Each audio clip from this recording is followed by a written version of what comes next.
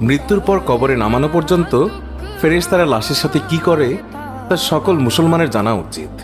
আজরাইল যখন আত্মা কবজ করে নেন তখন আত্মা দেহকে বলে, হে দেহ, আল্লাহ তোমাকে সুপ্রতিদান দিক।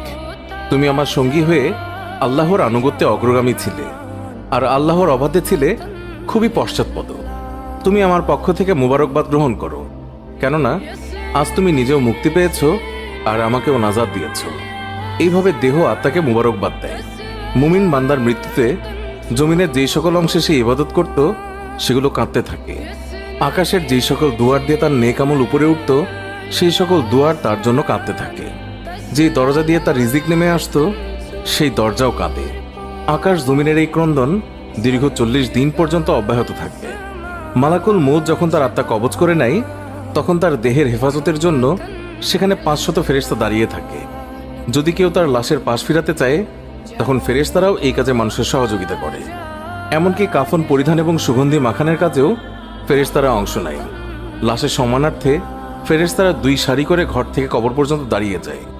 জানাজা পর্যন্ত অতিক্রম করে তখন তারা অভ্যর্থনা জানায়, তার জন্য ক্ষমা প্রার্থনা করে।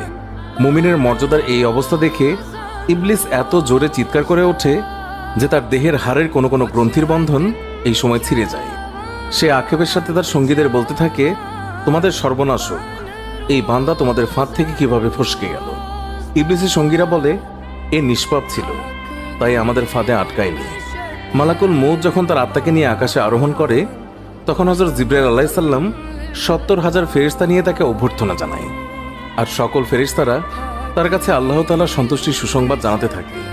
মালাকুল মউত যখন আত্মাটিকে নিয়ে আরশের নিকট পৌঁছেন তখন সে আল্লাহ তাআলার কাছে সিজদায় পতিত হয়ে যায়।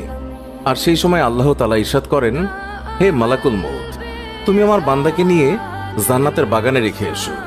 তারপর তাকে কবরে নামার পর নামাজ তার ডান দিকে এবং রোজা তার বাম দিকে এসে দাঁড়িয়ে যায়।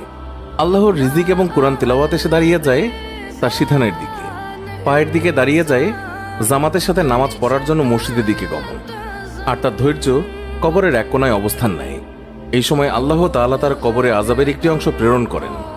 আযাবটি এসে কবরের ডান দিক থেকে প্রবেশ করতে চায়, কিন্তু নামাজ এসে তাকে বাধা দিয়ে বলে, আযাব, তুমি পিছিয়ে যাও। খোদার কসম, এই বান্দাটি সারা জীবন কষ্টে ছিল। কবরে আসার পর তার কিছুটা আরাম মিলেছে। রাসূলুল্লাহ সাল্লাল্লাহু আলাইহি ওয়াসাল্লাম বলেছেন, আযাব যখন ডান দিক থেকে সরে গিয়ে বাম দিকে যায়, ডান দিকে রোজা নামাজের মতো আযাবকে জবাব দিয়ে প্রতিহত করে। আযাব এবার মাথার দিক থেকে আসতে চেষ্টা করলেও একই রকম জবাব আসে। মোট কথা, আযাব যে দিক থেকেই আসতে চায় সেই দিক থেকে